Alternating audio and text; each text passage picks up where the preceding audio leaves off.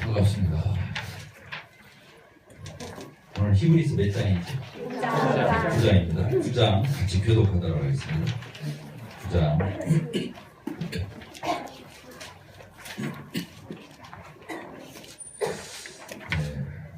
제가 1절 읽고 여러분들이 2절 읽고 이렇게 교독하겠습니다. 끝절까지 읽겠습니다.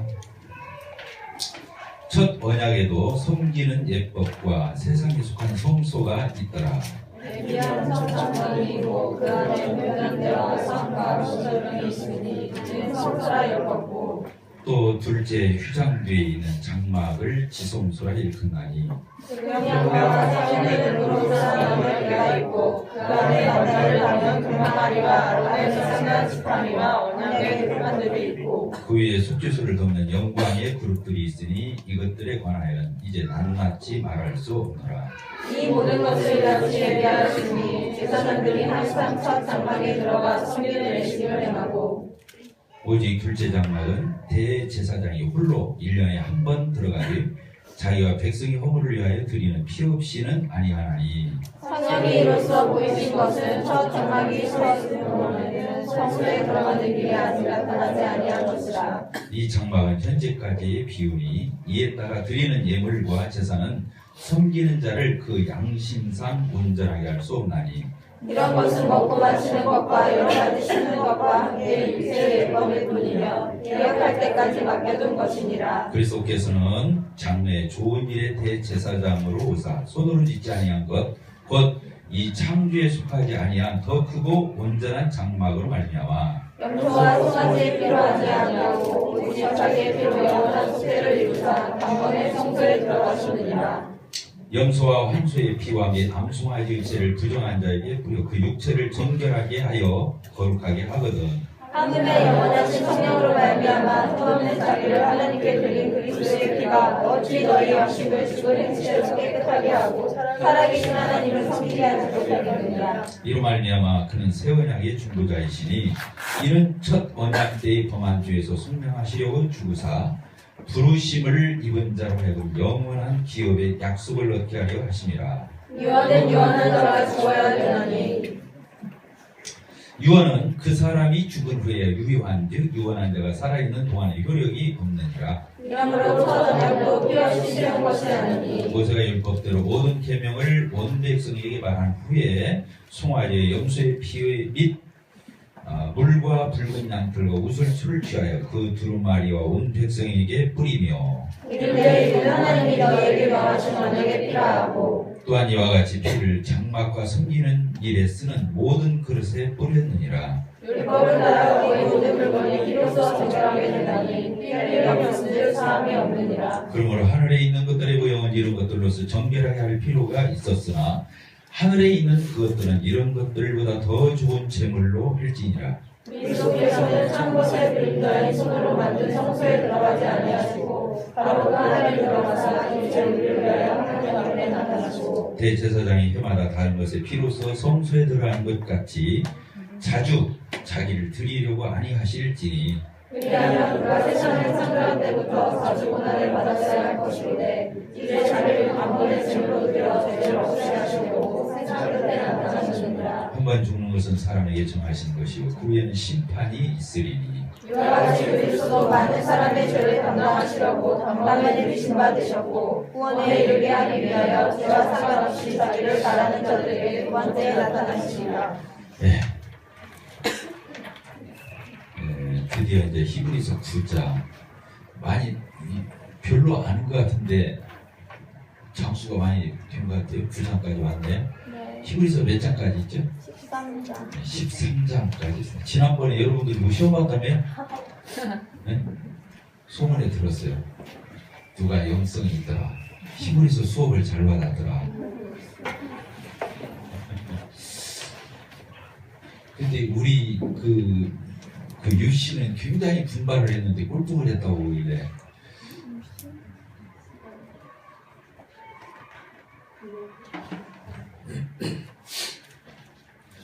자 히브리서 9장 이 히브리서 주장을 이렇게 떠올리면 저로서는 잊을 수 없는 제 생애 기간 동안 내가 이제 한갑이잖아요. 올해 11월 달이면 한갑되는데 이제 제가 교회는 어렸을 때부터 다녔어요. 초등학교 때 다니다가 말았죠. 그리고 정식으로 나간 게 이제 축구로 체육관이 이렇게 지금 지었잖아요. 운동으로 지금 강재환 군이 꼭 그 옛날에 나를 보는 거야. 근데 축구를 하러 중3 때 갔다가 그때 발을 본격적으로 들여놨어요. 교회에. 그리고 그때부터 열심히 교회 생활을 했어요. 그러니까 학생부 때도 학생회장을 하고 청년부 때 청년회장, 기성교회는 다 회장이 있어. 그러죠? 회장을 하고 총각 때 집사를 하고, 이 총각 집사를 안 주거든. 근데 그때 워낙 열심히 하니까 총각 때 집사를 했어요. 그리고 그러다가 우리 지금 정영근 자매를 이렇게 만나가지고 결혼해서 유지도 형제가 뱃속에 있을 때 이제 낳기 전에 내가 주님을 영접을 했어요. 교회 다닌 지 굉장히 오래됐죠. 그리고 교회에서 1등 신자였잖아요. 회장은 다 했잖아. 그리고 새벽기도를 안 가요. 금요일날 철야 한 번 안 빠졌거든. 그때 나는 어렸을 때도 진짜 그렇게 했어요. 근데 나한테 복음을 정확하게 와서 이렇게 가르쳐준 사람이었어. 열심히 다녀라, 목사님 말씀 잘 들어라, 하나님 최선을 다해서 섬겨라. 나는 너 그렇게 그 말씀대로 했어. 그런데 구원의 확신은 없었어요. 왜 그러냐면 나한테 복음을 명쾌하게 와서 조리 있게 알려준 사람이 없었어요. 그러니까 난 열심히 하면 되는 줄 알았어. 그래서 내가 갈등을 하다가 내가 기도실에 가서 이제 기도를 하다가 주인인 걸 알게 됐어요. 주인인 걸 알게 됐어요. 주인인 걸 깨달아야, 주인인 걸 발견해야 예수님을 발견할 수 있어요. 성경을. 그래서 예수님이 그랬죠. 나는 의인을 부르러 온 것이 아니다. 나는 주인을 불러서 회개시켜서 구원하게 하려고 왔다. 그러니까 자기가 나는 똑바른 사람이야, 나는 괜찮은 사람이야, 나는 의인이라고 생각하는 사람을 예수님이 불러러 온 게 아니다는 거예요. 그런 사람 예수님을 필요를 잘 못 느끼잖아요. 자기가 괜찮은 사람이라고 생각하니까. 근데 창기나 셀이나 이렇게 자기가 진짜 주인인 것을 깨닫고 참 그걸 인정하고 정말로 갈등하고 씨름하고 예수님 만나고 싶어하고 이런 사람을 예수님은 만나서 구원으로 왔다는 거 아니겠습니까? 맞죠? 그래서 건강한 자에게는 의사가 쓸데없다. 병든 자에게라야 의사가 필요하다. 그런 것처럼 자기가 주인인 것을 확실히 아는 사람만 예수님을 만날 수 있어요. 많은 사람들이 예수 그리스도에 대해서 안다고 생각하고 복음에 대해서 안다고 생각해요. 명쾌하지 않은 이유가 뭐냐면 예수님에 대해서 몰라서가 아니라 자기가 누군지를 몰라서 그런 거예요. 자기가 진짜 주인인 걸 설 알아요. 설이 뭔 줄 알아요? 명절 설 말고 설 익었다고 할지 설. 뭔 말 알겠죠? 다 익질 않고 껍데기만 익은 거야. 옛날에 이게 감자나 고구마가 익었나 안 익었나 보려면 어떻게 했어요? 젓가락 가지고 한번 찔러보잖아. 쑥 들어가면 이건 익은 거잖아. 근데 들어가다가 멈칫되면 이건 아직도 속이 덜 익은 거잖아. 설 익어서. 그와 같아요. 오늘날 복음에 대해서 예수 그리스도에 대해서 이것을 분명하고 선명하고 이런 확신과 하나님 앞에서 이런 것들이 뚜렷하지 못한 이유는 예수님을 몰라서가 아니에요. 대부분이 자기를 모르는 거예요. 자기가 얼마나 주인인지를 하나님의 말씀에 비추어서 주인인 걸 깨닫고 막 눈물 콧물 흘리고 맨날 울고 그래야 한다 그 말이 아니에요. 성경을 통해서 자기 자신을 비춰봐야 돼. 성경이 거울이에요. 따라서 성경은 거울이다. 나를 비춰볼 수 있는 거울이에요. 많은 사람들이 주인인 걸 못 깨닫는 이유가 뭐냐면 다른 사람하고 비교하니까 나를 못 깨닫는 거예요. 다른 사람 뭐예요? 별 볼 일 없잖아요. 별 볼 일 없는 사람에게 나를 비춰보니까 별 것이 없는 거예요. 근데 하나님의 말씀인 성경이 절대적인 기준에 이 진짜 캐논, 잣대, 이 눈금, 이 성경에다가 이 성경의 저울에 나를 올려놓고 성경의 겨울에 나를 비춰보면 내가 얼마나 하나님 앞에서 정말 주인인지 이것을 분명히 알게 된다는 거예요. 그때 거꾸로 지는 거예요. 그때 예수 믿지 말아도 예수님을 믿게 되어 있다 그 말이에요. 알겠죠? 그래서 진짜 주인인 걸 분명히 아는 거 복이에요. 따라서 봅시다. 내가 내가 죄인인 것을 죄인인 것을 발견하는 것은 발견하는 것은 복의 출발이다. 복의 출발이다. 그렇게 해서 복을 받게 되는 거예요. 그러니까 정말로 감사한 게 뭐냐면 소크라테스가 그랬잖아요. 네 자신을 알으라고. 네 주제를 알으라는 거 아니에요. 우리 주제가 뭐예요? 하나님 앞에서 우리 주제가 뭐예요? 썩은 죄인이고 냄새나는 죄인이고. 써있잖아요. 에레미야 17장에 9절에 써있어요. 만물보다도 부패하고 썩고 냄새나는 것은 사람의 마음이라. 누가 이를 알겠냐마는 나 여호와는 안다 그랬어요. 왜? 하나님은 심장을 살피고 폐부를 시험하고 그 중심을 보시거든요. 사람은 껍데기 보고 판단해요. 껍데기 보고. 요새 껍데기가 얼마나 판치는 시대예요. 그렇죠? 안 고치면 이상한 시대 아니야? 우리 귀만 빼고. 우리 귀만이 아니고 하여튼 알겠어요? 그만큼 껍데기를 중시하고 껍데기에 넘어가는 시대단 말이에요. 그 여자가 아무리 타라고 별짓을 하고 살았는데 얼굴 반반하면 데려간단 말이야. 자기 마누라로. 이런 타락하고 악한 시대가 더러운 시대가 된 거예요. 사람이 그렇게 살았어야 해서 되겠어요? 그잖아요? 그런 거 아니잖아. 근데 이것을 아는 분이 누구라고요? 하나님은 아시는 거예요. 사람은 사람의 외모를 취하지만 나 여호와는 사람의 중심을 보느니라 그런 거예요. 그렇죠? 사람 속을 보는 거예요. 속이 뭐예요? 마음이에요. 생각이에요. 인격을 보는 거예요. 중심을 보는 거예요. 하나님 성질적으로 다른 거 없어요. 출발부터 그것부터 시작하면 이 자기 중심을 볼 줄 알아야 신앙이 바르게, 예수님 바르게 만나고 나중에 예수님 성질적에도 요령으로 안 섬기는 거야. 처세나고 인간적인 비교나. 교회가 그런 데가 아니잖아. 교회는 사람 처세하는 데가 아니라고. 괜찮은 사람이 있으면 막 이렇게 오고 조금 낮게 보이면 막 함부로 되고. 이 교회가 그런 데란 말이야. 교회는 우리끼리 처세하는 데가 아니라고. 알겠어요? 여기서 무슨 인맥이나 맺고 여기서 무슨 더럽고 추접스러운 짓들을 하고. 교회는 그런 데가 아니라고. 교회는 하나님을 섬기는 거예요. 아시겠죠? 여러분들 11주 정확하게 해요? 여러분들 청년들 지금 여러분들 직장 가진 사람들 있잖아요. 11주 정확하게 해요? 그거 안 하면 여러분들은 거짓말쟁인 거예요. 나는 11조 강조하려고 하는 소리가 아니에요. 뭔 말 알겠어요? 하나님 말씀이 취하가 11조라며 신약시대 때는. 구약에는 율법에서 억지로 11조라 되는데 신약은 은혜로 솟구쳐서 자원해서 우러나서 기뻐서 즐거워서 드리는데 구약에 11조만 또 못 드리는 헌금을 내면서 나는 복음을 가진 사람이야, 성도야, 나는 진실해. 웃기는 소리. 하나님 그렇게 섬기면 안 돼요. 뭔 말이에요? 뭐라고 그럼 교회를 나와요? 우리가 하나님 앞에서 안 섬길 것 같아. 뭐라고 이렇게 주말 토요일날 이렇게 재밌는 토요일날 내일 주일날 하루 내내 뭐라고 예배당 와서 있어? 그렇잖아요? 우리가 진짜 하나님은 살아계시고 하나님 놀랍고 하나님 말씀대로 하나님 틀림없이 그대로 하시고 이래서 우리가 하나님 믿는 거 아니에요? 그잖아요. 우리가 사람 사귈 때 없어서 교회 오냐 말이야. 여기는 사람 사귀는 데가 아니에요. 주님 일은 나와서 은근히 뒤로 자기 욕심 채리고 이기주의로 흐르고 이런 것은 하나님 앞에 침 뱉는 행위고 하나님의 가증스러운 행위 아니에요? 우리가 하루를 섬기더라도 그렇게 섬기면 안 돼요. 진실하게.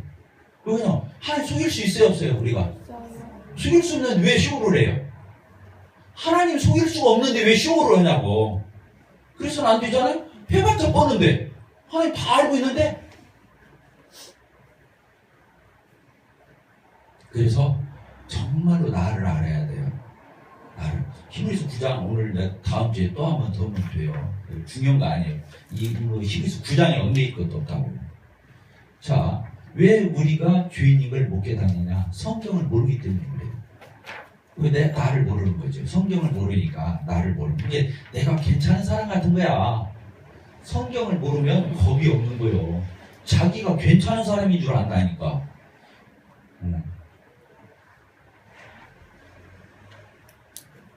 자, 우리 로마서 5장을 한번 봅시다.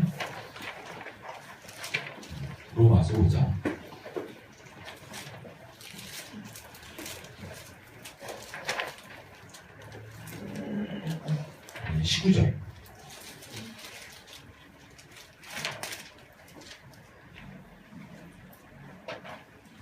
12절을 우선 읽겠습니다. 12절 우리 같이 계속 시작.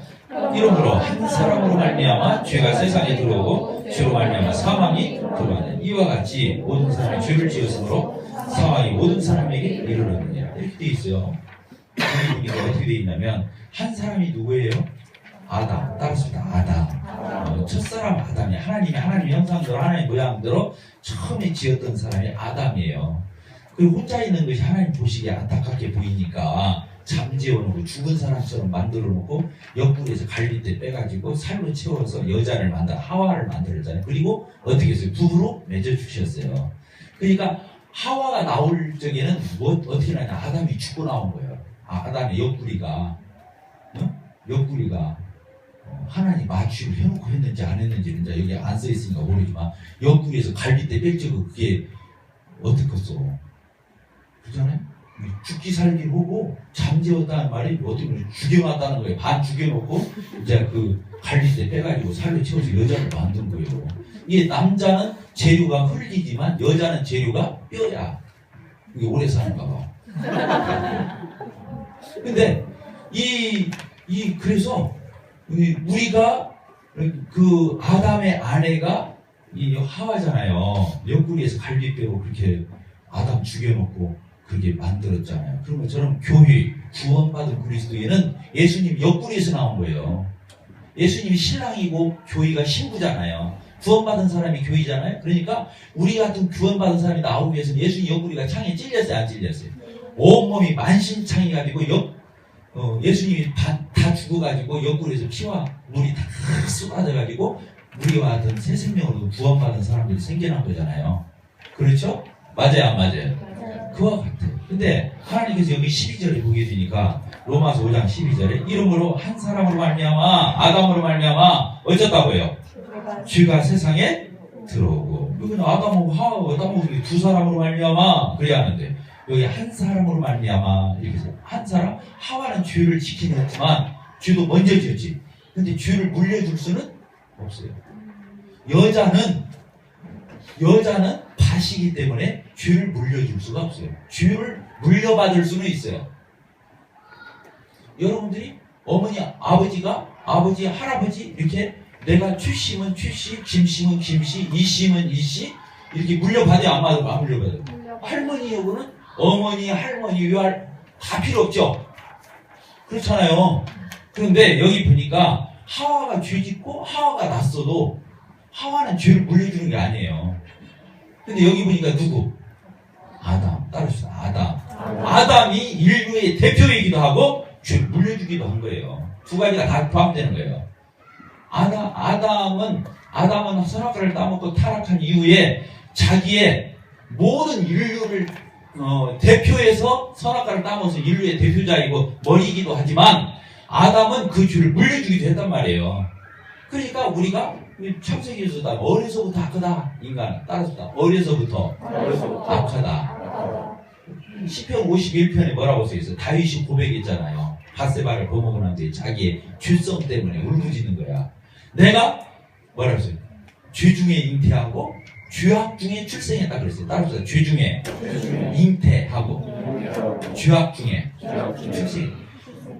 이 다윗의 어머니 아버지가 동침할 때 정자와 난자가 만날 때 죄 중에서 잉태됐다는 거예요. 생명이 잉태될 때. 그러니까 어쨌다는 거예요. 출발부터가 죄에 오염돼서 잉태됐다 그 말이에요. 그리고 죄악 중에 출생했다. 죄 중에서 응애하고 나올 때 벌써 그때부터 죄악 중에 출생했어. 그러니까 우리는 애당초 죄인이야. 따라서입니다. 우리는 애당초 죄인이다. 성경을 모르는 사람이 애기들 보면서 저 사랑이 보면서 순진하네, 착하네 그런 소리 하는 거예요. 성경에 대해서 문외한이라 그런 소리. 그 속을 우리가 볼 수만 있다면. 사랑이 지금 저기 뭐 1년 지났나? 안 되죠? 6개월? 5개월? 근데 눈빛 봐봐. 사람을 얼마나 의심스러운 눈으로 지금 저 사람이 나를 좋아서 쳐다보는지 나를 사랑하는지 나에 대해서 경계할 사람인지 눈빛 그려. 안 그래요? 나는 다 볼 때마다 신기해. 빨칵 웃어주는 법이 없어. 성경에 써 있어요. 죄 중에 잉태하고 죄악 중에 출생이단 말이에요. 이게 생명체가 잉태될 때 죄 중에서 잉태되고 죄 중에서 응애하고 나온 거라니까. 사람은 태어날 때부터 죄인이에요. 따라서 사람은 태어날 때부터 죄인이다. 사람은 태생의 죄인이에요. 사람이 살아가다가 죄를 지어서 죄인이에요. 그것은 50 정도 안 돼. 사람이 살아가면서 죄 져야 안 져요. 우리가 행동거지도 짓고 몸으로도 짓고 마음으로도 짓고 상상으로도 짓고 인격적으로도 짓고 그러잖아요. 내면적으로. 그런데 사람은 사실은 그래서 죄인이 아니에요. 그래서 사람이 왜 죄인이죠? 물론 어떤 사람이 답해요. 죄 지으니까 죄인이죠. 죄 안 짓는 사람 어디 있어요? 그건 50 정도 안 돼. 죄를 지었으니까 죄인이 맞아. 그런데 정확한 대답이 아니야. 성경에서는 그렇게 말 안 해요. 그럼 뭐라고 말해야 돼? 종자가 죄인이죠. 그래야 돼. 따뜻하다. 종자가 죄인이죠. 씨가 죄인이란 말이야. 씨가. 그래서 여러분들 유씨, 취씨 다 그래서 붙이는. 우리는 죄씨야. 따라서 나는 죄씨다. 현씨가 아니요. 죄씨야. 알겠어요? 용혁이. 알겠어요? 용혁이 자기 스스로 굉장히 나는 모범생이고 착하다. 나는 그래도 괜찮은 사람인데 또 하나님 앞에 가면 쩔리니까 그래도 죄인이라고 해야지. 혹시 그렇게 생각하는 거 아니에요? 아니요? 진짜 죄인이라고 믿어? 그래. 정말로 그렇게 생각하면 큰일 나는 거예요. 하나님은 우리를 저 뿌리째 보는 거예요. 뿌리를 본단 말이에요. 중심도 보시고 저 뿌리를 보는 거예요. 하나님 앞에서 죄인 아닌 사람이 어디가 있어요? 사람이 죄인이에요. 근데 이게 얼마나 통쾌해. 어떤 사람이 하나님이 나한테 너 죄인이야. 회개해. 항상 어떻게 하셨어요? 저 죄인인지. 이래야 된 거야. 내가 죄인인 것을 죄인이라고 말해준 거 얼마나 감사하고 통쾌한 일이야. 기분 나쁜 일이에요? 아니요. 근데 방귀 낀 사람한테 방귀 꼈다고 더 화내잖아. 적발돼가지고. 근데 진짜 하나님 진실한 분이잖아. 주인한테 너 괜찮아? 훌륭하게 보이는 거가? 아이고 순진이요. 그게 기분 좋은 말이? 아니, 너는 주인이라고 얘기해주는 말이 하나님 참말이시네. 하나님 따라서 하나님 말씀은 참말이다. 그게 진리라고 그러는 거예요. 성경을. 하나님은 참말을 아닌데 기다고 그러고 아닌 것을 이렇게 긴 것을 아니다고 이런 분이 아니거든. 알겠죠? 그래서 내가 하나님 앞에서 죄인인 걸 깨닫고 내가 하나님 앞에서 죄인인 것이 드러나는 것은 정말로 감사한 겁니다. 알겠죠? 오. 내가 27살 때 우리 이게 구원 받을 때 그날 저녁 때 내가 그렇게 죄인인지 처음 알았어. 그러니까 그 전에는 죄를 많이 지은 줄 알았어. 내가 죄를 많이 지은 줄 알았어. 그게 가짜야. 죄를 많이 지어서 나 죄인이다 생각하는 건 가짜인 거예요. 이 말 뭐면 알겠어요? 죄를 많이 지은 줄 알았어. 그날 저녁 때 어서 오세요. 그날 저녁 때 내가 알고 보니까 자 저를 봐요. 죄를 많이 지은 줄 알고 여태껏 나는 막 그거 안 빼고 하나님 앞에 죄를 막 고백하려고 어렸을 때부터 못되임지던 거 막 짜증이라고 욕봤어. 막 막 사소로운 죄까지 막 메모를 해서 막 하나님 이거 잘못했어요. 이거 잘못했어요. 막 체크해가면서 기도했거든. 그 죄를 진짜 어마어마하게 나같이 죄 많이 지은 사람이 없었어. 그래서 하나님 앞에 맨날 울면서 기도해서 하나님 저희끼리 죄 많이 지어서 또 졌어요. 이것도 있어요. 저것도 있어요. 그런데 그게 교만이더라고. 왜 교만이요? 죄를 그렇게 많이 짓고 그렇게 엉터리라고 하나님 앞에 일일이 다 고백하는데 이거 사치더만 나중에 알고 보니까 왜 그러겠어? 내가 그날 저녁 때 보니까 내가 죄인이더라고. 따라서 내가 주인이다. 주인이다. 내가 죄를 많이 지었다는 말하고 내가 주인이다라는 말은 달라요. 이게 굉장히 중요한 말이요. 여러분들 이거 구분 못 오면 거듭남을 의심해 봐야 돼. 또 이제 계속 그 생각만 하고.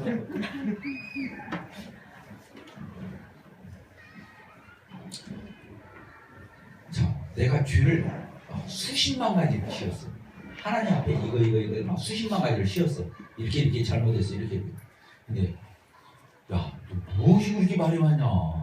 한마디만 될 일을 하나님 뭐라고 말해? 야, 이러면 네가 죄인이잖아.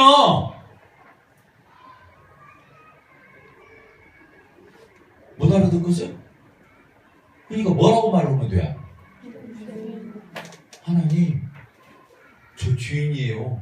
그러면 끝나거든. 알겠어요? 그래 안 그래? 그래요. 여러분들이 죄를 많이 지은 걸 알아서 예수님이 십자가에 보이면 깨끗해졌다.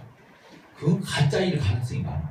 그러면 그것에 안 꼽은 것은 다른 거야? 따라서 머리끝부터 발끝까지 죄덩어리다. 죄덩어리요. 그냥 뭐 선한 일도 했는데 못된 짓도 했다 이거거든. 죄목을 아리는 것은 안 아리는 것은 잘했다는 심보가 또 한쪽에 있는 거야.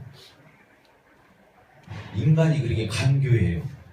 그러니까 하나님 앞에서는 다 필요 없어. 회의 일어나고 한마디면 끝나. 뭐라고 하면 돼요? 하나님, 저 하나님 앞에서 죄인이에요. 저 용서해 주세요. 예수님 보혈로 제 용서해 주세요. 그러면 끝나버릴 일을 시간 낭비하지 맙시다. 시간 낭비하면 안 돼.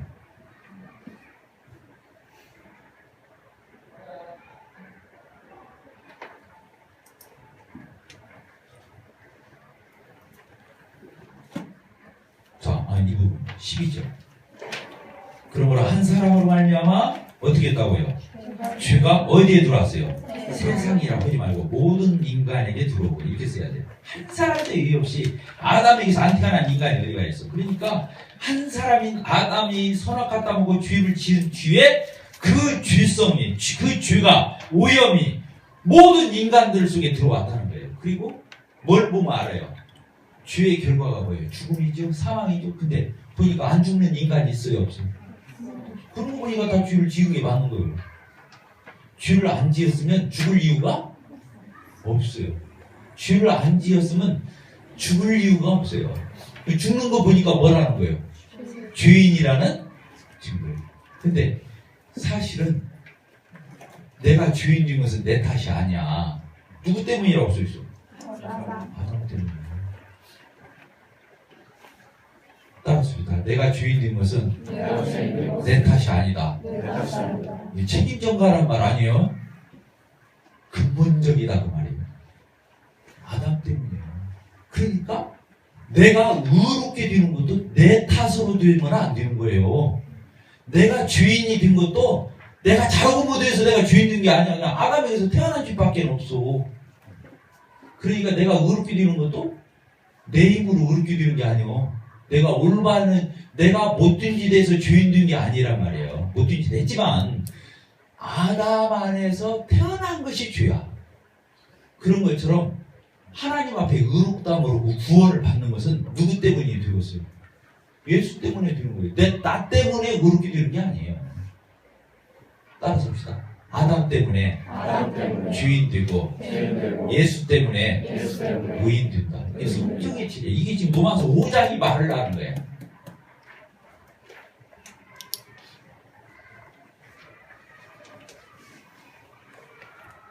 알겠죠?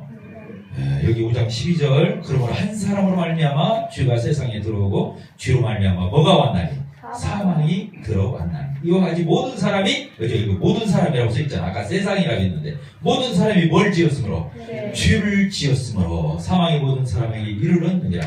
여기다가 모든 사람이 죄인이기 때문에 죄를 지었다. 그래서 사망이 모든 사람에게 이르렀다. 이렇게 써놓으면 더 좋겠어.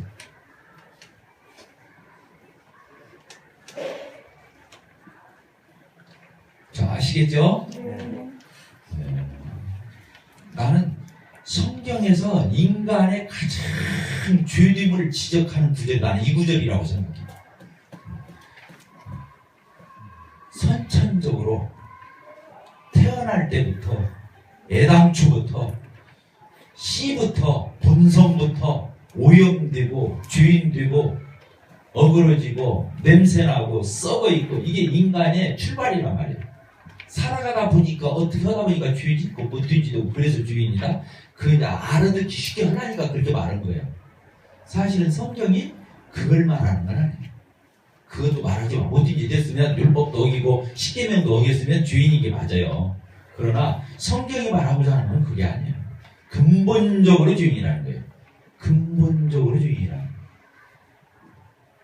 따라서 하나님 앞에서 하나님 앞에서 다른 사람하고 비교해서가 아니에요.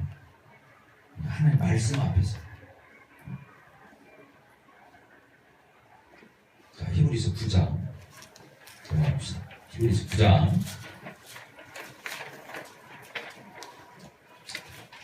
예, 9장 1절부터 제가 빠른 속도로 이렇게 해석을 하면서 이거라. 첫 언약에도 구약 시대에도 섬기는 예법과 세상에 속한 성소가 있더라. 그때도 하나님 섬기는 걸 마구제비로 섬긴 게 아니다 말이에요. 다 하나님의 법도가 있었어요. 그리고 어디에서? 성소에서. 그리고 예법에 따라서 하나님을 섬겼다 그거죠. 그러니까 구약 시대 때는 하나님을 만나고 예배하고 하나님을 섬길 수 있는 데가 어디였어요? 성막, 그러니까 성막. 네, 성막에 들어가면 문으로 들어가면 번제단이 나오죠. 번제단 다음에 물두멍이 나오죠. 물대야, 또대야. 그 다음에 더 들어가면 뭐가 나와요? 성소가 나와요. 성소 다음에 뭐가 나와요? 지성소가 나와요. 그러니까 성소가 지성소가 집이죠. 그 나머지는 이제 뜰이나 울타리나 다 그런 것이 되겠죠. 이 집은 성소와 지성소예요. 근데 여기 보니까 그렇게 예비한 첫장 2절, 예비한 첫장막이 그 안에 뭐가 있어요? 첫장막이 뭐예요? 성소예요, 성소. 성소 안에 뭐가 있었어요? 세 가지. 뭐야? 등잔대, 상, 진설명이 있으니. 네. 성소라 일컫고. 이렇게 돼 있죠? 네. 근데 여기 보니까 등잔대, 일곱 근처대죠? 상이 뭐예요? 아까 진설명 올려놓는 게 상이에요. 그리고 이제 그 성소에 있었는데 한 가지가 더 있었어요. 향단이 있었어요. 향로, 금향로가 있었거든요. 거기에서 이제 저녁마다 이렇게 들어가서 이렇게 불을 피우고 그랬는데 여기 보니까 3절 또 둘째 휘장 뒤에 있는 장막을 뭐라고 했다고요? 지성소. 첫 번째 들어가는 데를 성소라고 그랬어요. 첫 번째 휘장을 열고 들어가면 성소예요. 거기에 세 가지가 있었다고 했어요. 떡상, 금초대, 그 다음에 향단, 이렇게 세 가지가 있었어요. 그 다음에 또 휘장이 하나 있었어요. 성소와 지성소를 가로막고 있는 휘장이 있었는데, 더워요? 오늘 열어봅시다. 너무 크게 말해서. 자, 그래서 여기 지성소가 있다고 그랬잖아요.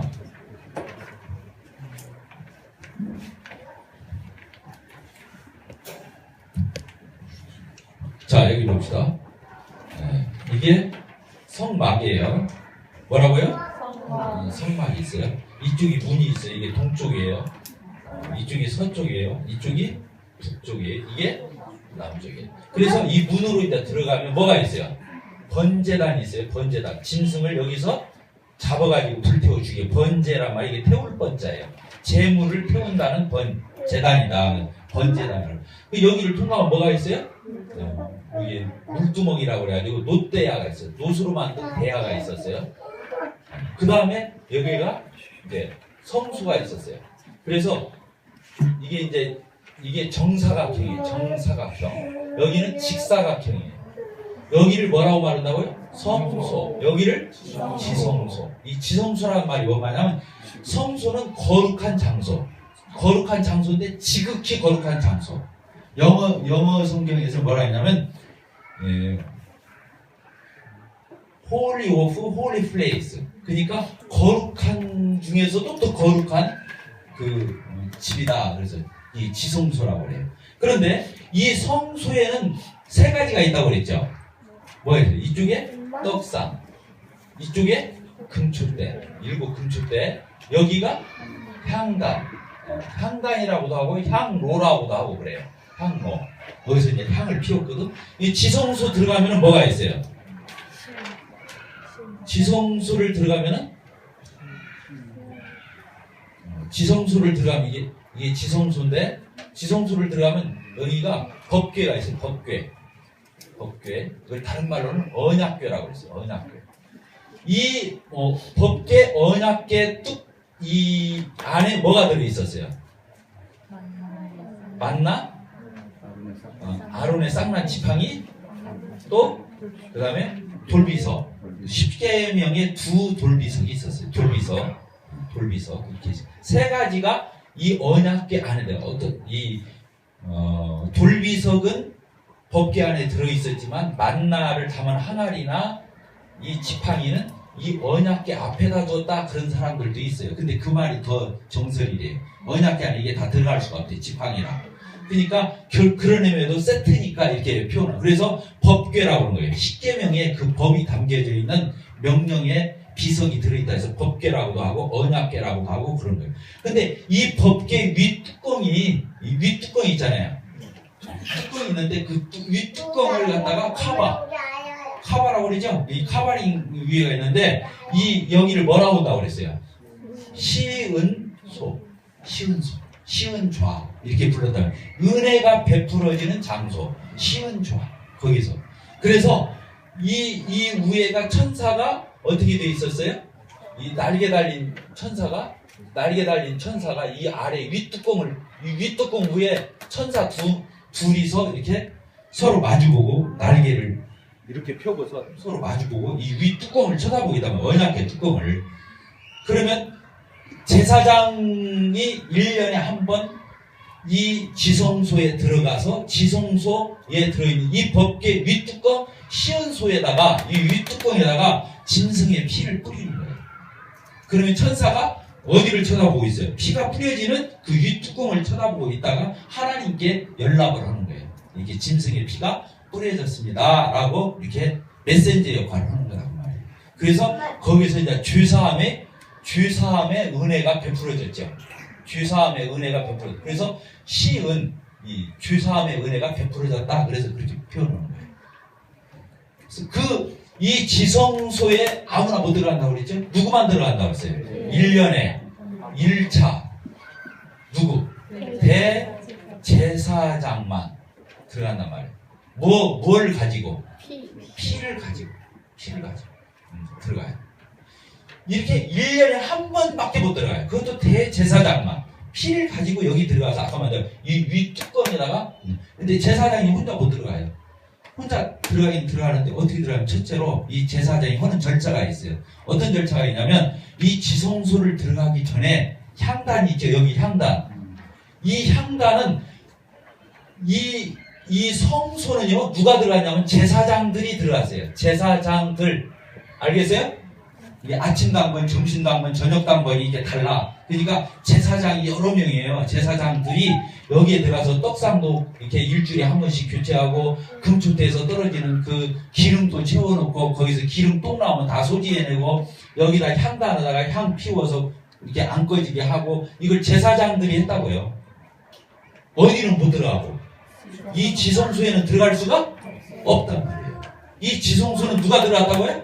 제사장들이 아니라 대제사장만 들어갈 수 있었단 말이에요. 근데 이 지성소는 너무너무 거룩한 장소이기 때문에 하나님의 임재가 있기 때문에, 그리고 이 지성소 위에 하나님의 그 거룩한 구름이 머물러 있었거든요. 저 하늘에서 내려가지고 이 지붕 위에로 내려와 있었어요. 구름덩어리가.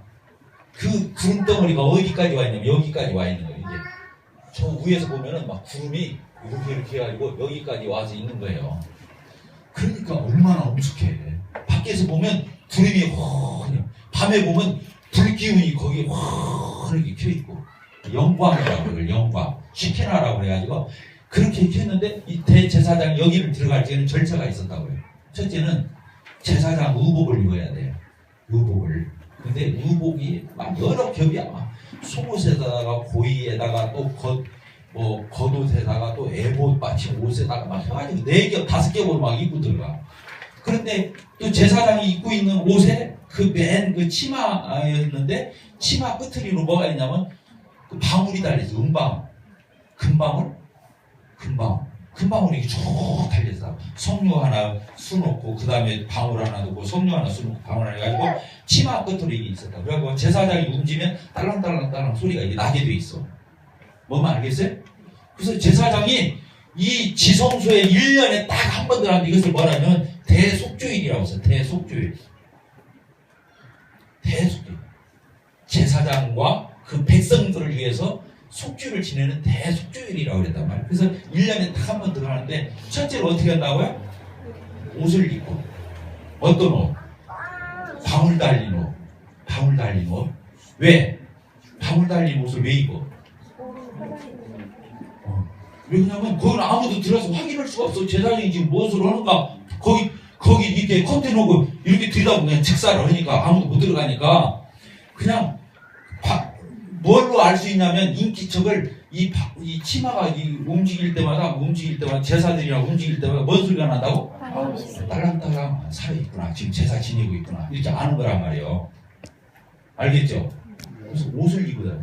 방울 달린 옷을 입으더라고. 두 번째는 허리에다가 동아줄을 묶고 들어갔어. 뭘 묶고 들어갔다고요? 동아줄이 이게 줄을 허리띠에다 묶고 들어갔어. 소리가 안 나잖아. 조용히요. 그럼 이게 죽었는지 살았는지 확인할 길이 없는 거예요. 그리고 어떻게 하는 거예요? 줄로 밖에서 이거 흔들어 보는 거예요. 그럼 제사장이 살아있어?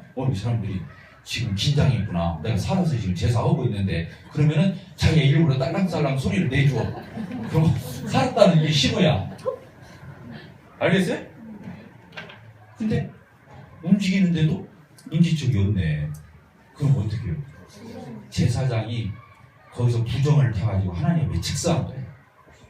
못된 짓을 하고 들어갔다든가 하나님 앞에 버릇없이 하다가 죽은 거예요. 그게. 그러니까 어떻게 하는 거예요? 그때는 이제 이 줄 묶고 들어갔는데 혀도 인지척이 없으면 이제 그 줄로 끌어내는 거예요. 누가 못 들어가면 죽으니까.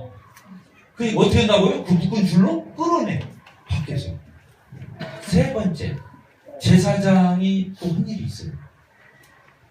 그 잊은 거예요. 첫째가 뭐라고요? 금방울 달린 옷을 입었고, 두 번째 어떻게 했다고요? 줄을 묶고 들어갔고, 세 번째가 뭐냐면 제사장이 그냥 쑥 들어가면은 자기가 노출돼갖고 하나님 앞에 죽을 가능성이 많아.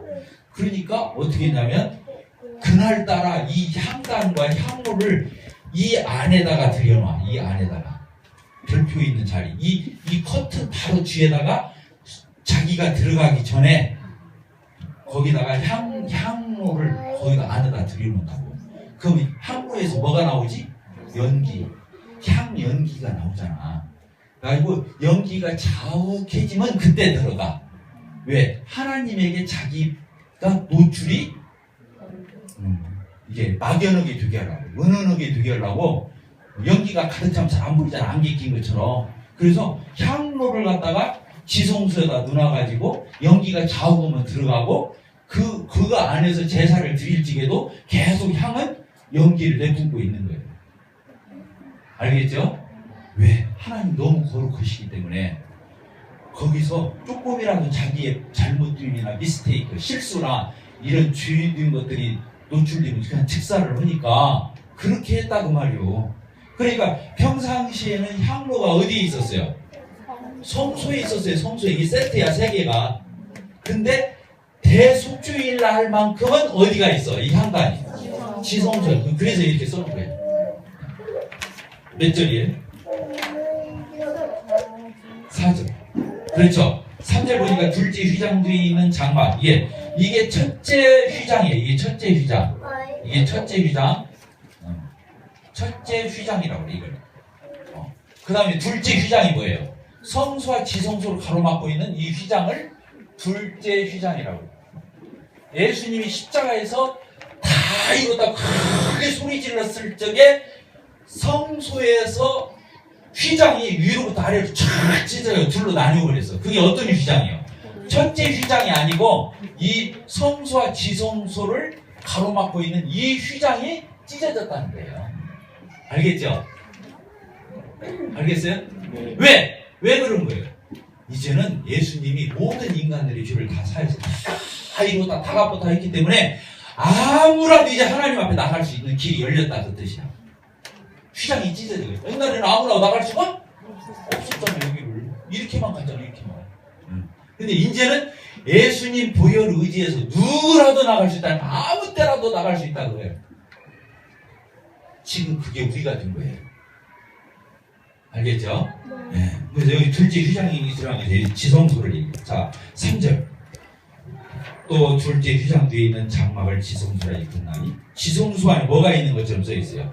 금향로 그리고 사면을 금으로 싼 언약궤가 있고 그 언약궤 안에 뭐가 있어? 만나를 담은 금항아리 안에 쌍난지팡이 언약의 돌판이 있고 그 위에 속죄소를 덮는 영광의 그 위가 뭐냐면 뚜껑을 얘기해요. 뚜껑. 아까 언약궤 뚜껑 그걸 뭐라고 했어요? 시은소. 거기에 피를 뿌린다고 그랬잖아요. 그렇죠?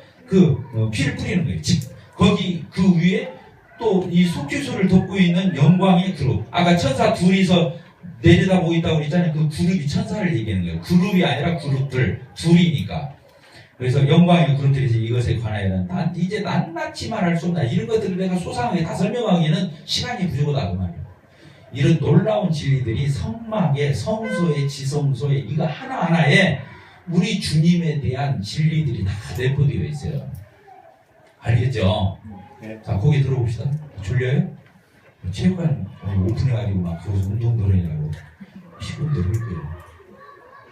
자, 6절.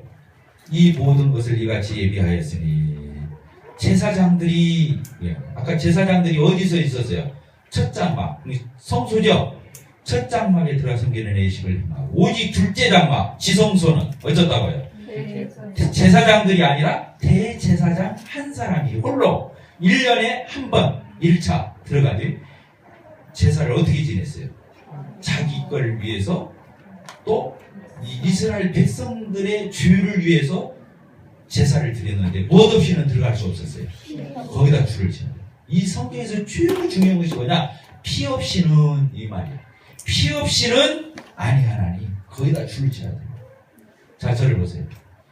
여러분들이 성경, 이 성경책이 있잖아요. 이 성경책을 여러분들이 이해하려면 이 책이 피의 책이라는 걸 알아야 돼요. 따라서 피의 책.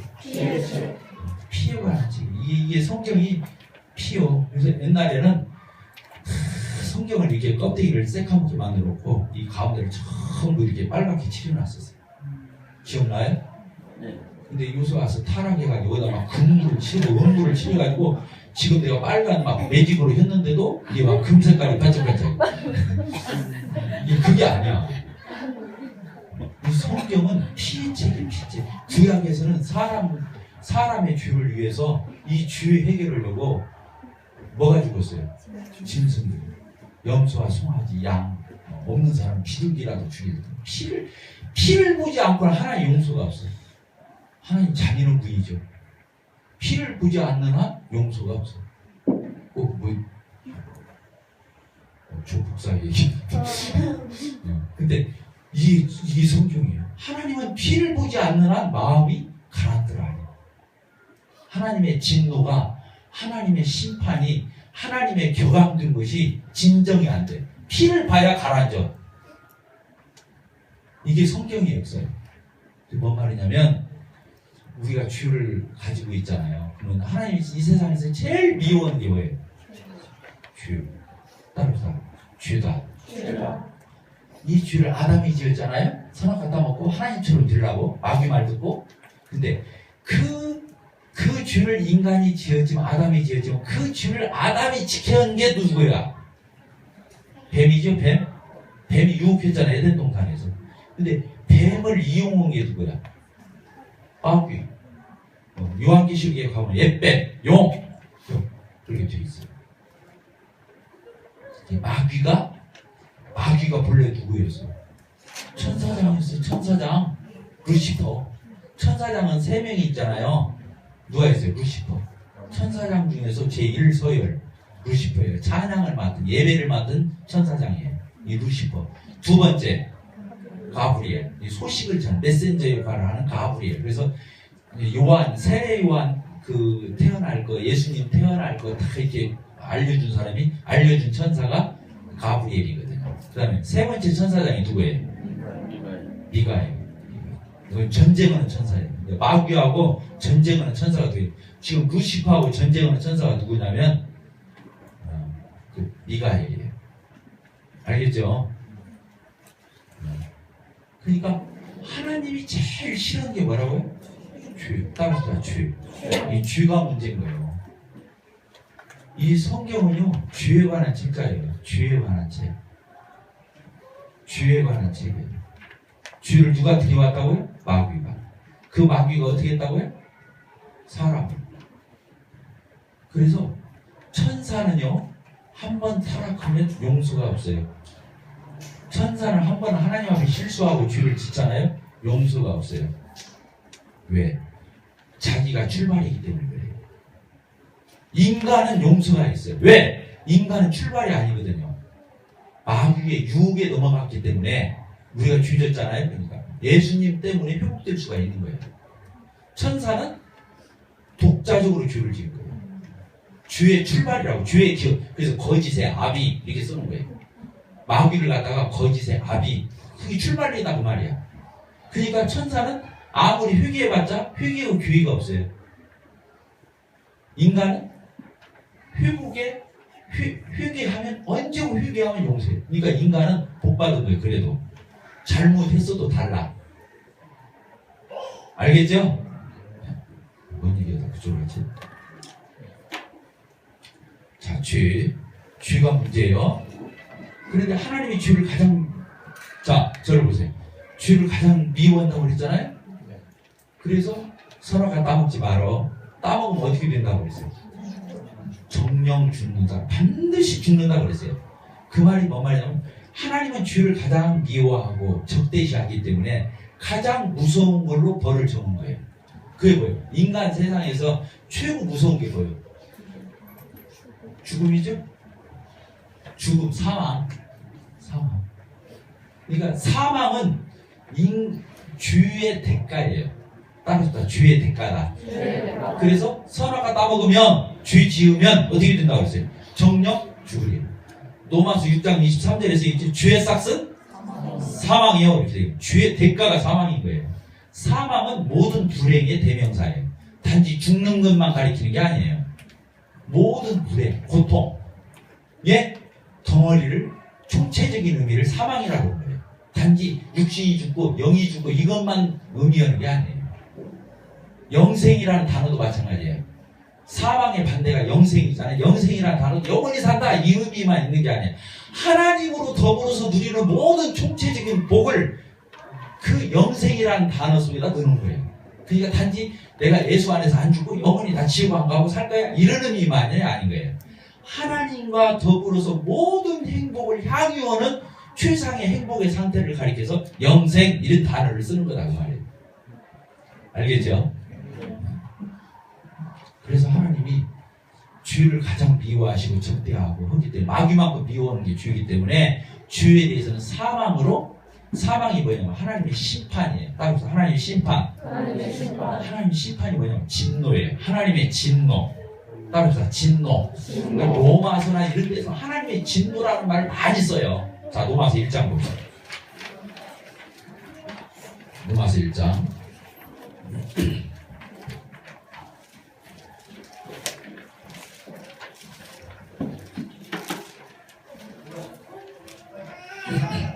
로마서 1장 18절 같이 읽겠습니다. 시작. 하나님의 진노가 불의의 진리를 만난 사람들의 모든 경건치 않음과 불의에 대하여 하늘로부터 쫓아 나타나는 거예요. 여기 보니까 하나님의 심판을 말할 때 진노라는 표현을 썼어요. 그러니까 막 하나님은 죄를 보면 죄가 뭐냐면 하나님 거스리고 하나님 대들고 하나님 말 안 듣는 거잖아요. 마귀 말 듣고 이렇게. 하나님은 죄를 보면 혀라고 그러는 거야. 막 경노하시는 거야. 경노. 진노. 막 하나님 막 흥분하는 거예요. 그래가지고 이 막 하나님이 그걸 뭐라고 그래? 이 진정이 안 되는 상태. 죄를 보면 그렇게 죄를 미워하시는 거예요. 그래서 하나님의 진노가 그게 그 진노가 계속 베풀어지고 있는 그 장소, 공간을 지옥이라고 그래요. 불이 끓고 있는 거예요. 유황불이 막 펄펄 끓고 하나님의 진노예요, 이게. 그러니까 그런데 그 죄값이 뭐냐면 죽이는 거예요. 선악하다면 죽이는 거예요. 죄의 싹은 사망인 거예요. 욕심이 잉태한 즉 죄를 낳고 죄가 장성한 즉 사망을 낳는다 그랬잖아요. 죽음을 내리는 거예요. 그런데 구약에서 사람이 죄졌잖아요. 그러면 짐승을 갖다가 짐승에다가 이렇게 짐승의 머리에다 안수해가지고 내 죄를 짐승에게 전가시켜서 어떻게 했어요? 손을 떼면 죄가 내가 지은 죄가 십계명 어기고 율법 어긴 죄가 이 짐승에게 옮겨지고 그렇죠? 짐승에 옮겨지고 손을 떼면 내게 죄가 있어요 없어요? 없어요. 내 죄를 누가 뒤집어 썼어요? 짐승이 뒤집어 써. 이게 짐승이 목을 따고 배를 가르고 막 내장을 꺼내고 뼈 마디마디 다 잘라내버리고 그걸 각을 뜬다고 그래요. 그 짐승을 그렇게 해가지고 피를 받아서 피를 뿌리는 거예요. 그리고 불로 아까 번제단에서 활활 태워가지고 잿덩어리로 만들어버리는 거예요. 그러니까 번제단이 뭐냐면 하나님의 진노의 상징을 심판의 상징을 얘기하는 거예요. 그렇게 하고 나면 하나님의 화풀이를 다 하고 나면 뭐가 풀려? 화가 좀 가라앉아. 그와 같은 거예요. 하나님은 죄에 대해서 분노하시는 거예요. 진노하시는 거예요. 근데 죄값이 아까 짐승에게 처절하게 죽였잖아.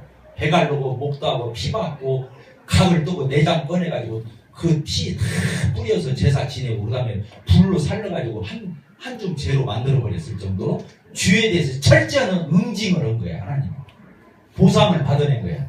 그러니까 하나님이 그때서야 어떻게 된다고요? 분이 가라앉아요.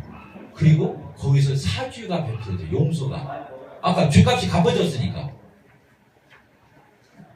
이해가 되셨습니까? 예. 성경이 그걸 얘기하는 거예요. 성경이 그걸 얘기하는 거예요. 그래서 아까 말대로 대제사장이 여기다가 피를 뿌렸어요, 안 뿌렸어요? 뿌렸잖아요. 이 뚜껑에다가 뿌렸잖아요. 그리고 나니까 하나님이 어떻게 한다고 그랬어요?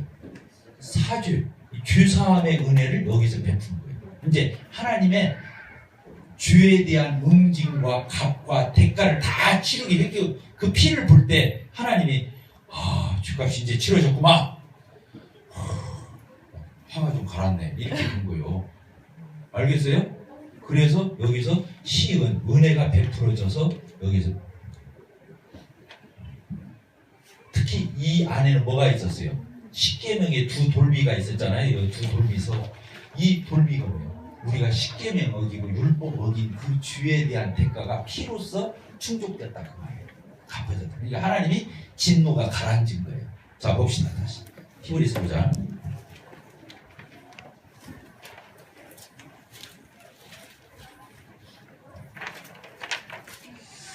히브리서 9장. 그래서 그 그룹들 나왔죠? 예. 그래서 이 성경에서는 피 없이 아니하나니 이게 이제 중요한 거예요. 성경에서 피 빼면 남는 게 없어. 쉽게 말하면 여러분들 마음속에 자 저를 보세요. 고개 들어보세요. 여러분들 마음속에 예수님 하면 뭐가 생각나요? 십자가. 십자가가 뭐든 거예요. 거기서 잔인하게 완전히 온몸이 찢기고 상하고 그렇게 된다는. 그리고 거기서 뭐를 흘렸어요? 물과 피를 싹 쏟은 것이 십자가예요. 알겠죠? 물과 피를 쏟습니다. 밤새도록 예수님이 채찍에 맞아서 온몸이 만신창이가 됐잖아요. 피를 흘릴 것이 안 흘릴 것을 흘렸죠? 껍데기 피 다 흘렸겠죠? 몸 안에 있는 피. 그 다음에 어떻게 했어요? 가시면류가 머릿속에 있는 피가 다 흘려나온 거예요. 가시 내가 이스라엘 나라 가서 보니까 가시는 우리나라 탱자 가시는 한 50배는 더 날카로워. 막 세고 그러니까 막 철로 만든 것 같았고 그 가시면류관을 쓰신 거예요. 그리고 또 예수님이 어떻게 하셨어요? 양손 양팔에 막 철로 만든 막 대못을 막 양손 양팔에 박았어. 막 동맥을 관통했을 것 같아. 손목으로 통과. 손목보다 이게 우리 맥박제잖아. 통과. 또 예수님이 옆구리 참 찔렸어요, 안 찔렸어? 그래갖고 남은 피와 물을 다 쏟아버렸어. 이게 머리부터 발끝까지 성은 데가 없이 죄에 대해서 형벌을 받았다고. 따뜻하다. 내 죄에 대한 형벌을 예수님이 대신 치렀다. 내가 그렇게 당해야 되는데 예수님이 그렇게 대신 당했단 말이에요. 고난을 당하시고 고초를 당하시고 멸시천대를 당하시고 그 물과 피를 다 쏟으셔서 자기 몸을 완전히 가루가 된 거야. 그리고 피를 흘린 거예요. 그래서 우리가 떡과잔을 떼는 거예요. 떡이 뭐예요? 완전히 이게 막 가루가 돼가지고 분말이 되어야 빵을 찌잖아. 그 예수님 몸이 다 으깨져 버린 거야. 그리고 거기서 흘러나온 피가 잔을 얘기하는 거야. 그래서 예수 믿은 사람은 매주 잊을 수가 없다는 거야. 무엇을? 예수님의 십자가의 피공로와 그 은혜를 잊을 수가 없으니까 떡과잔 먹고 우리가 예배 드리는 거예요. 그것을 기억을 못하면 그 그리스도인도 아니다는 거예요. 그러니까 사람은 안 보면 잊어먹으니까 아웃 오브 사이트, 아웃 오브 마인드잖아. 시야에서 사라지면 사람이 마음도 멀어지니까 매주마다 떡 놓고 니네들 이것을 잊어먹지 말아라 한 거예요. 그거 뭐 형식이고 그런 게 아니요. 알겠죠? 그래서 우리는 절대로 잊을 수 없는 게 예수님의 십자가의 구속의 은혜를 잊을 수가 없는 거예요. 그리고 여러분들이 왜 신앙이 다 흐지부지하냐면 여러분들이 지금 십자가에 피가 다 묻어가지고 다 지금 여러분들이 구속받고 여러분들이 지금 다 주사 받았는데 피가 어떻게 색깔이 좀 애매해. 그러니까 신앙이 애매한 거예요. 엊그저께 내가 지난주 떡갈장 가지고 이게 돌잖아요. 근데 잔 가지고 이제 유아실을 들어갔더니 우리 써니가 그랬더라고. 써니가 그랬어. 이게 주니까 저도 달라고 막 때를 쓰는 거야. 안 된다고 막 하니까 피 그러는 거야. 빨가니까. 애기도 그렇게 말하더라고. 포도주를 보면서 피 그래. 우리가 신앙이 애매한 것은요, 예수님 피가 덜 묻었거나 색깔이 빨간해 하는데 어떻게 이게 그냥 붓다가 마른 것 같이. 네? 그렇게 묻어서야 쓰겠어?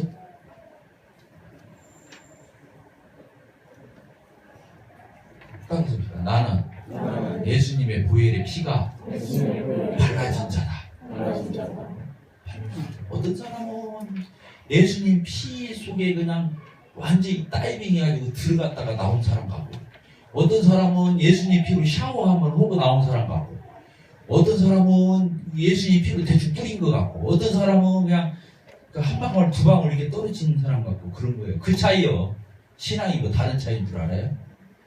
뭔 차이냐면 예수님에 대한 여러분들이 예수님을 어떻게 인식하고 느끼고 예수님을 바라보느냐 차이예요. 알겠죠?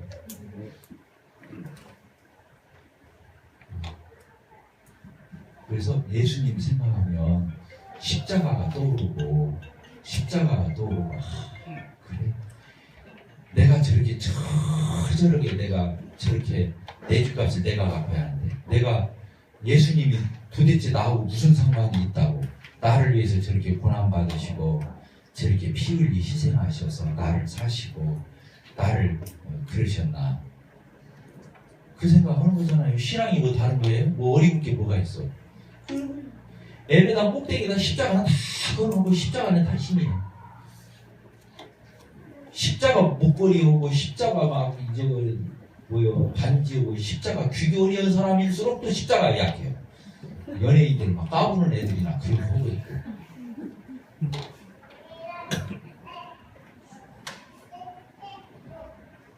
십자가가 그런 거 아닙니다. 알겠죠? 십자가 그 모양이 중요한 거 아니에요. 거기서 흘려주신 예수님의 피가 내 죄를 사했다는 거예요. 그래서 여기 피 없이는 아니한다 이 말. 이 피 없이는 아니한다. 거기 줄을 쳐야 돼. 그리고 8절 성령이 이로써 보이신 것은 첫 장막이 있을 때는 성소에 들어간 게 아직 나타나지 아니한 것이라. 이 장막은 현재까지의 빈 이에 따라 드리는 예물과 제사를 섬기는 자를 그 양심상 온전하게 할 수 없나니 이런 것은 먹고 마시는 것과 여러 가지 씻는 것과 함께 육체의 일뿐이며 개혁할 때에 맡겨두시는 구약에서 이런 제사입니다. 자, 저를 보세요.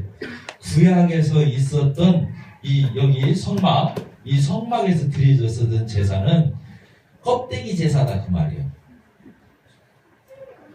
그러니까 절차가 복잡해.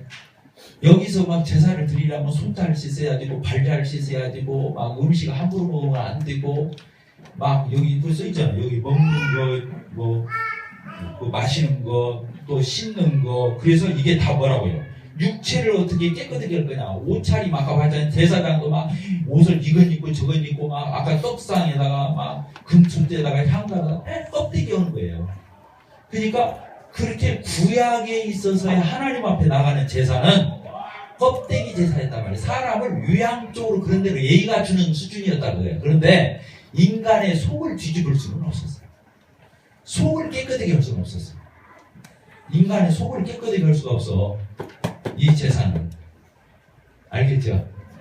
근데 예수님이 십자가의 제사는 우리 속을 깨끗하게. 따라서 예수님의 십자가의 피는 내 속을 깨끗하게 한다. 그래서 양심이라는 단어를 여기다 써요. 양심. 따라서 양심. 예전에 써 있어요. 9절.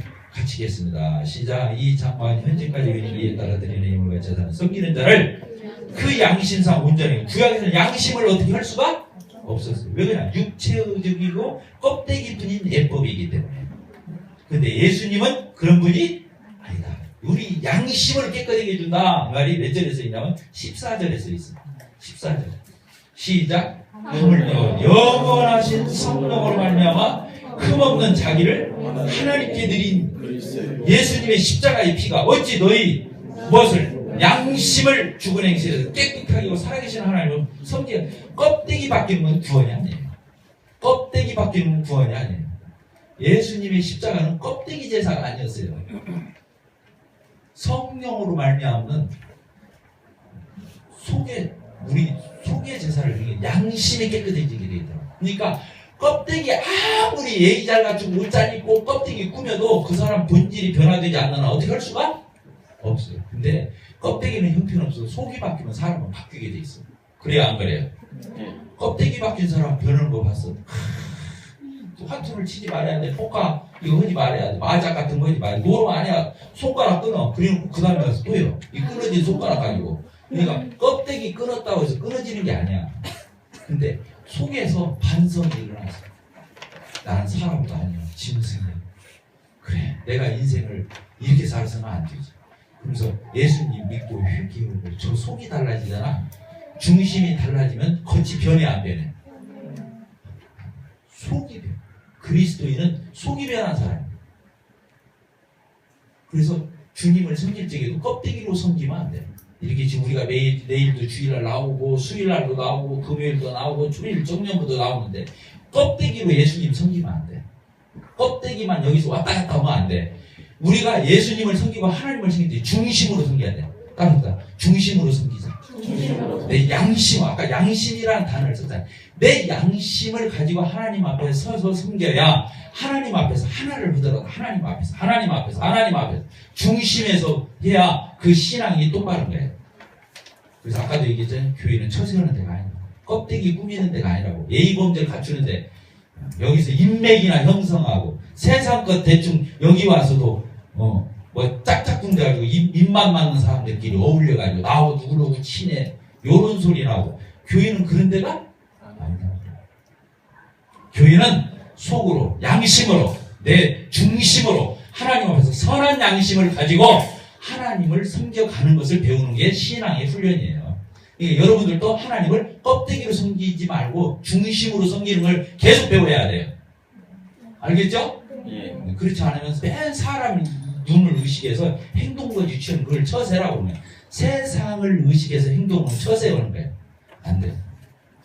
뭔가 알겠죠? 그래서 구원부터 시작해서 구원받은 이유도 그래서 선한 양심을 이제 다 잃은 거야. 아무리 껍데기로 막 열심히 하고 막 헌금 잘 내고 교회 집회 참석 다 하고 우리 교회 일 혼자 다 하는 것처럼 해도 중심으로 선한 양심을 잃으면 다 잃은 거야. 그 부분만 잃은 게 아니야. 이게 더러워서 볼 수가 없어. 냄새나서. 알겠어요? 주님은 중심으로 섬기는 거야. 성령으로 섬기는 거야. 양심으로 섬기는 게 다 같은 단어들이에요. 성령, 양심, 중심, 소 이걸로 바뀌는 게 기독교인 거예요. 기독교는 껍데기 종교가 아니에요. 그러죠? 껍데기 종교가 아니에요. 좀 늦으면 어때요? 진실하게 변해야지. 그렇잖아요? 그리고 하나님 뭐라고 믿어? 쉬워할 것 같으면. 우리가 연극 배우냐고. 여기 와서 그분 따라서 움직일 일이 있어요? 하나님 보더라도 하나님 앞에서 하고 진실하게 하고 나중에 하나님 앞에 심판자가 다 드러날 건데 이미 다 하나님 다 아시고 있고 뻔히 들여다보고 있는데 뭐 이런 쪽 저런 쪽은 뭐 얻을 거야? 하나님 우리 그렇게 섬기지 맙시다. 이 접근 방법이 잘못되어 있는 거예요.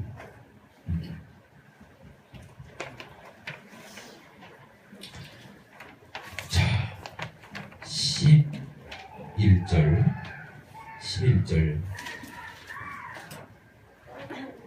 오늘 9시까지 하도록 하겠습니다.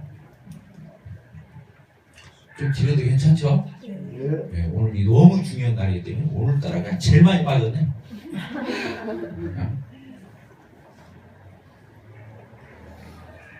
12절 11절 그리스도께서는 이 구약의 제사는 이랬는데 예수님의 십자가의 신약의 제사는 장래 좋은 일에 예수님이 대제사장으로 아론의 반차가 아닌 멜기세덱의 반차를 주전 대제사장으로사 이 땅에서 이런 모래바닥 위에 있는 성막이 아니라 사람의 손으로 짓지 아니한 저 천상을 얘기한다. 예수님 승천하셔서 하나님 보좌 우편에 가셨잖아요. 그러니까 하늘까지 가버린 거예요. 예수님은 여기 이 땅에 있는 지성소 들어가신 게 아니야. 네, 여기 보니까 이 창조에 속하지 않은 더 크고 온전한 장막으로 말미암아 이게 지성소 얘기하는 게 아니에요. 하나님 보좌까지 직접 가셨다는 말이에요. 그래가지고 여기서 치러지는 염소와 송아지의 피로 하지 아니하고 오직 누구 피로? 예수님 자신의 피로 십자가의 피로 영원한 속죄를 이루사 이게 따라서 영원한 속죄를 이루사 단번에 성소에 들어가셨느니라. 여기도 성수가 여기 성소 지성소 얘기하는 게 아니에요. 하늘나라 얘기하는 거예요. 하나님께 직접 갔다는 거예요. 이게 뭔 말이냐면 자 보세요. 구약의 대제사장이 1년에 한 번 매년마다 저렇게 했잖아. 근데 예수님은 더 이상 할 필요가 있어요 없어요? 십자가에 한 번 죽으면서 영원까지 다 끝냈기 때문에 또 제사 드릴 필요가 없죠. 그래서 여기다 그렇게 써놓은 거예요. 어떻게 써놨어요? 오직 자기 피로 뭐라고요? 영원한 속죄를 이루기 때문에 단번에 여러분 이렇게 구약의 대제사장처럼 해마다 그럴 필요가 그러면 또 짐승도 바뀌어야 되고 죽이는 짐승도 바뀌어야 되고 제사장이 죽으면 다음 때 제사장이 또 바뀌어야 되고 뭔 말이겠죠? 이런 제사를 드리지 않고 영원한 속죄를 이루어서 단번에 하나님 앞에 가셨다. 그래서 염소와 황소의 피와 및 암송아지의 죄를 부정한 자에게 주인들에게 뿌려서 그 육체를 양심이 아니라 육체를 정결케 하여 거룩하게 했는데 구약에서는 이렇게 했는데 하물며 영원하신 성령으로 말미암아 흠없는 자기를 하나님께 드린 누구 피가? 예수 그리스도의 피가 오지 너희 무엇을? 양심 육체가 아니라 껍데기가 아니라 양심을 죽은 행실에 깨끗하게 하고 살아계신 하나님을 섬기게 못하겠느냐. 그래서 예수 그리스도의 복음을 깨닫고 들어와서 구원을 받은 사람은 영적 자유함을 가지고 나가는 이런 껍데기 절차 뭐 순서 이런 거 따지는 게 아니란 말이에요. 알겠죠? 정한 형님 알겠죠?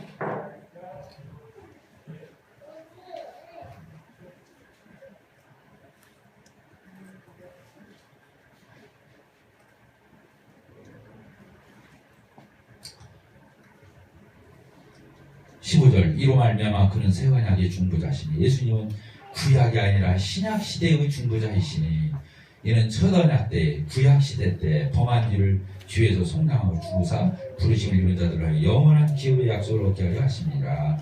그래서 구약 시대 때 죽었던 사람들이 짐승 피를 가지고 규산받은 게 아니에요. 그 짐승의 피는 우리를 죄를 사할 수가 없어요. 그냥 죄만 생각나게 한 거예요. 그 말이 어디냐면 10장에 써 있어요. 10장에. 10장 1절 뭐라고 했어요? 율법은 구약은 장차올 죽은 일이 그림자일 뿐이요 참형상이 아니므로 해마다 늘 드리는 이렇게 매년 드리는 늘 드리는 반복된 제사 가지고 나오는 사람들을 언제나 온전케 할 수 없다고 써요. 주사함을 줄 수 없는 거예요. 그래서 죄를 생각나게 해주는 일이 2절에 써 있잖아요. 그렇지 않으면 섬기는 자들이 단번에 정결케 되고 다시 죄를 깨닫는 일이 없으리니 어찌 제사 드리는 그치지? 아니, 그래서 구약의 제사는 죄를 생각나게 하는 거예요. 메시아가 와야 우리 죄를 용서할 거야. 십자가에 피 흘려서 해결할 거야. 이렇게 기다리게 했다는 거예요. 3절이 또 써 있잖아요. 10장 3절 시작. 그러나 이 제사들에는 해마다 죄를 기억하게 하는 게 있었다는 거예요. 왜? 이것은 황소와 염소의 피가 등에 우리 죄를 없이 하지 못하는 거예요. 구약에서는 짐승 피가 속죄받은 게 아니에요. 짐승 피가 우리 죄를 속할 수가 없어요. 근데 죄를 생각나게 해서 메시아를 고대하고 그 메시아가 와서 피 흘려 죽었을 때 그때 다 해결될 거라는 기대와 믿음을 가지게 한 거예요. 알겠죠? 구약 시대 때도 누구를 구원받았어요? 예수님을 믿어서 구원받았어요. 자, 16절 유언은 유언한 자가 죽어야 되나니 유언은 그 사람이 죽은 후에 유언한 자 죽어난 자가 살아있는 동안에 효력이 없느니라. 그러므로 첫 언약도 피 없이 세운 것이 아니니 모세가 율법대로 모든 계명 온 백성이 말한 후에 송아지의 염소의 피와 및 물과 붉은 양털과 우슬초를 취하여 두루마리가 온 백성에 뿌리며 이르되 이는 하나님이 너희에게 명하신 언약의 피라. 또한 이와 같이 피를 장막과 숨기는 모든 그릇에 뿌렸느니라. 이렇게 돼 있어요. 자, 여기 보세요. 뭔 말이냐면 굉장히 깊은 얘기예요. 어떤 깊은 말씀이 들어있냐면 따라잡시다. 유언.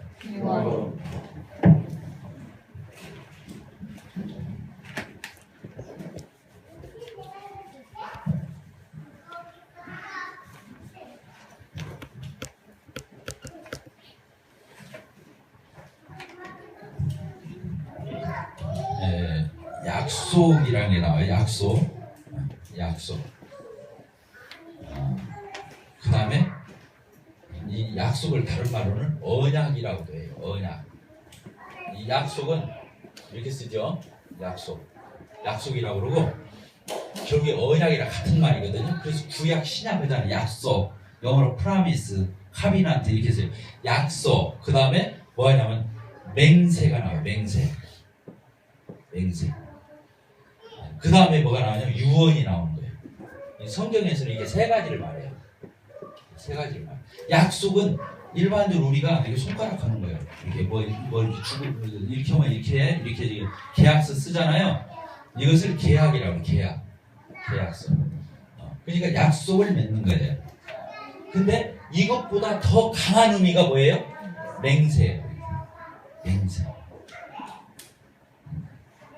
맹세는 약속이 아주 강한 표현이에요. 맹세한다고 그러잖아. 선서하고 맹세하잖아. 그 다음에 이 맹세보다도 더 강한 약속. 그러니까 약속보다 강한 약속이 맹세고 맹세보다 더 강한 약속이 유언이에요.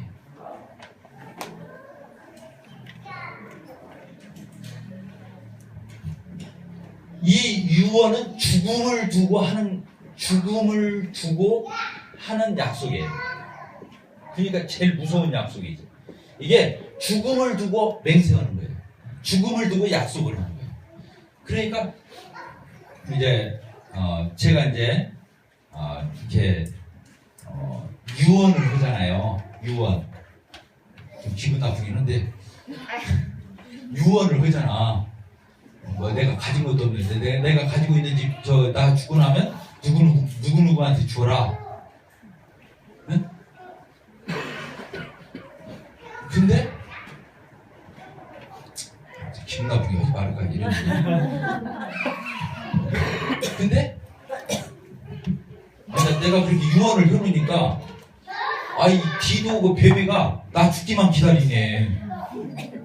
왜? 살아있으면 유언이 의미가 없어. 효력이 발생을 안 해.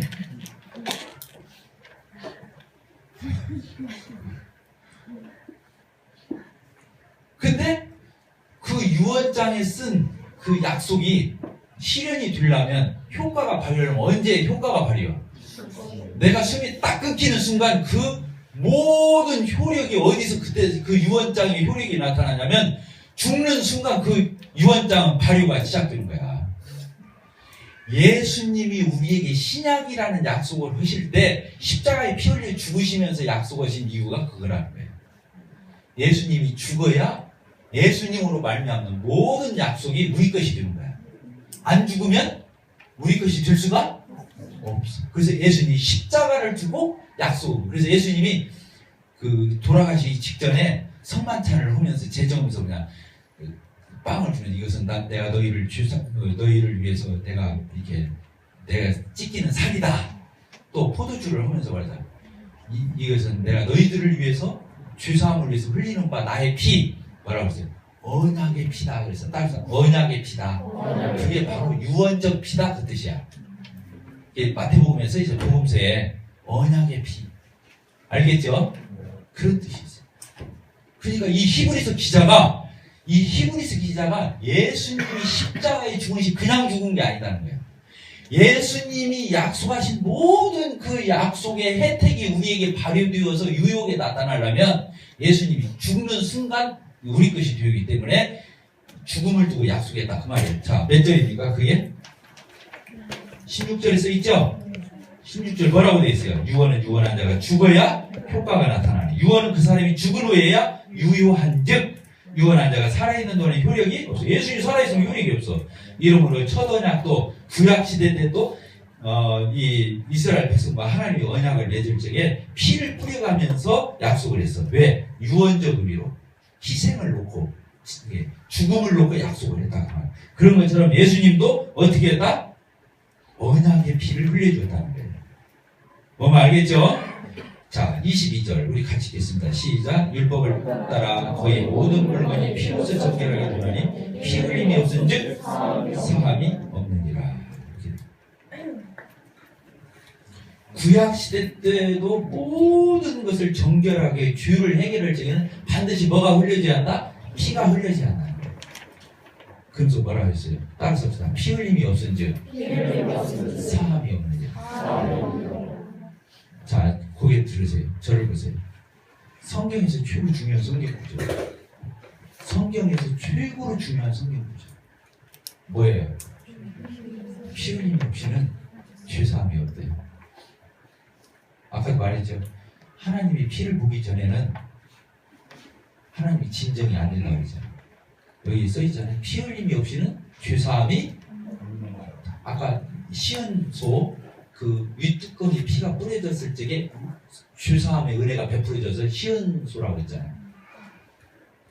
피 흘림이 없은즉 사함이 없어. 따라서 그렇게 피 흘림이 없은즉 죄사함이 없다. 성경 창세기 1장 1절에서부터 계시록 끝장 끝절까지가 말하는 것은 그걸 얘기하고 있어요.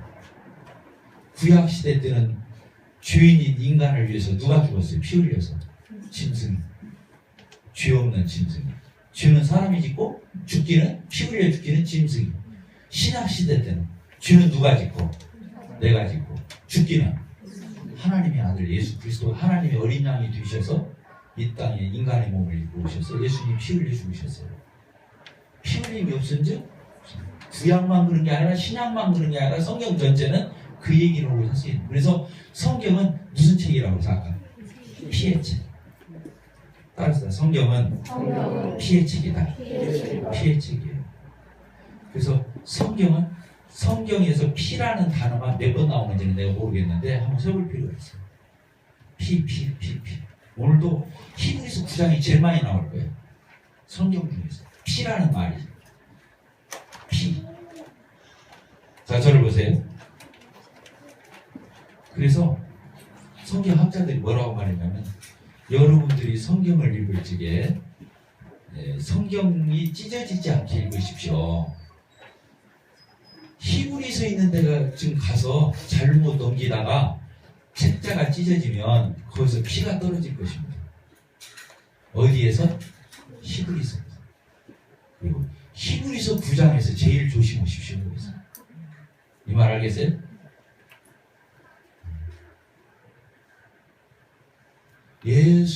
우리의 신앙은 예수님의 피를 이해하는 만큼이에요. 예수님의 피를 이해하는 만큼 믿을 수 있어요.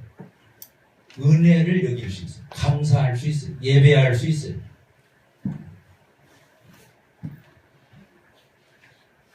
나는 부활을 지금 부인하는 사람이냐? 그건 아니에요.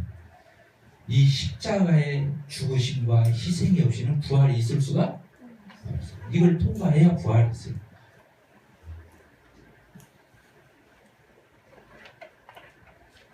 아니, 여러분들이 히브리서 이제 몇 번 더 남았는데 완전 예수님의 피에 잠겼다 나와야 돼. 잠겼다가 나와야 돼. 그래서 여러분들을 보면 예수님 피가 묻은 것이 확실해야 돼.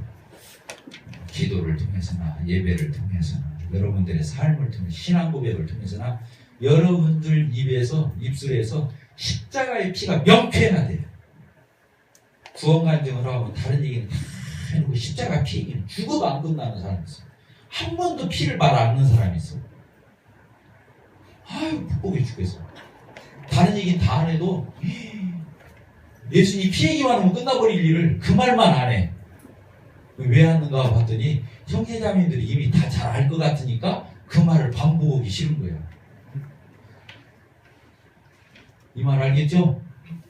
근데 그러면 쓰겠어요, 안 쓰겠어요?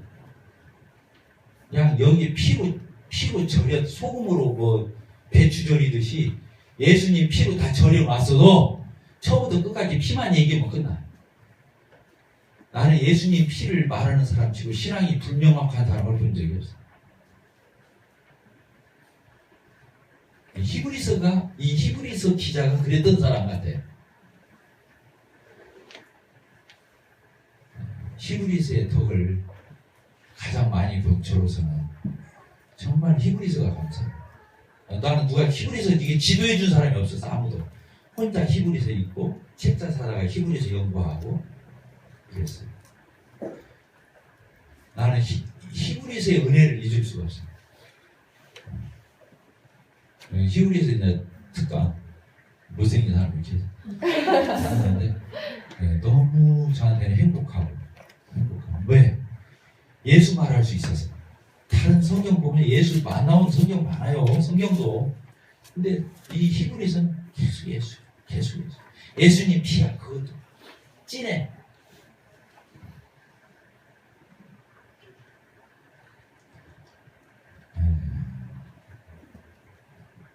오늘 안 나온 사람을 생각해서 다 마칠 수는 없고 여기까지 기도록 하겠습니다.